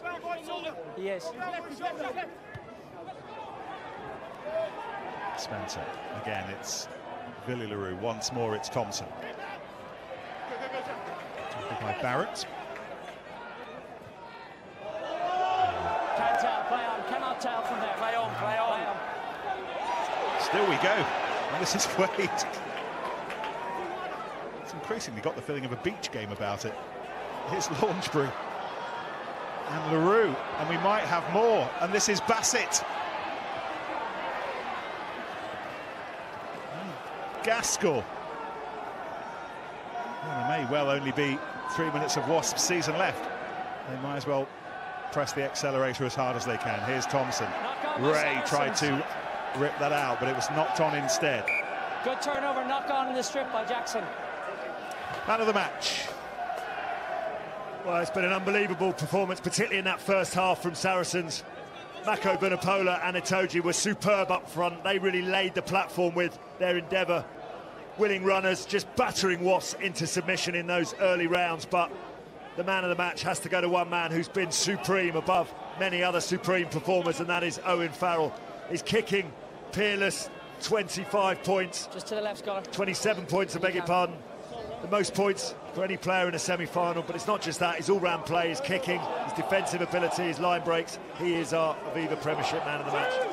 Steady, and the New England captain engage. Will take his side to Twickenham next week. Yeah, pretty good end to the season with him. I'm sure he'll want to finish on a high, but I think he just shows what Saracens are all about, that hard edge. He has a difference, hasn't he? Difference from many other 10s. He's almost got the difference of a back row. Yeah, it's just the offside. The tackles, it's not just the type of tackles that he makes. There's never been really a 10 that's smashed people for England since Johnny Wilkinson. And he's been the next stage on. He's almost, you could argue, a better Johnny. And I think this opportunity now as captain in South Africa, we can see even more from Owen Farrell. He's a sensational player. Most points in any match ever for Saracens. That was high from Spencer, playing the advantage.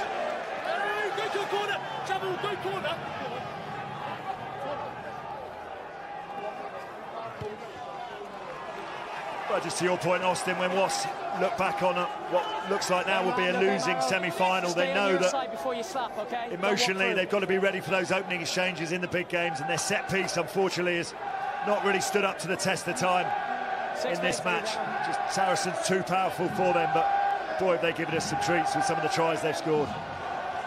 This is TJ Harris. Tommy Taylor aggravated his knee against Newcastle. Ashley Johnson's missing, so it is the new man TJ Harris, and well, that's been knocked forward initially. 20, okay? You've slapped the ball. Deliberately by Rhodes. Another penalty. No, it's after the line out, so Mark's here. Deliberate knock on number 20, block. In the moment, Wasps finished outside the top 2 this season, and they knew they'd be travelling to either Sandy Park or here. The odds are always against them. You don't often win away in a semi-final, and they've found this as tough as I think they'd expect it to be. But there's always been life. There's always been character in this side. Inside 5 line, it's over. And right to the end, they're looking for a try. This will be the end of their season. Saracens will have one more game to play, and they can end it in the next 5 seconds. Well, it's Maratoji that should take a bow there, came straight through the middle of that ruck and just caused absolute destruction. England will be hoping that he's capable of doing that in South Africa. He seems to have got his energy back, hasn't he? All these England players that weren't really firing on all cylinders in the Six Nations, they must have done something. They've had a good old rest because they are really pumping for Saracens.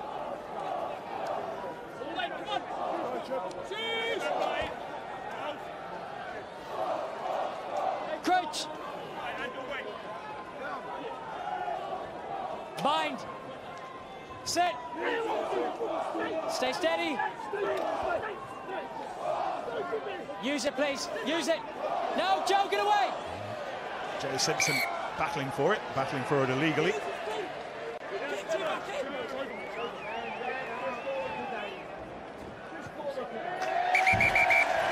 A record-breaking semi-final. 11 tries, 90 points, 1 winner. Once again, it is Saracens. And a season that was unravelling in December will still end at Twickenham in May.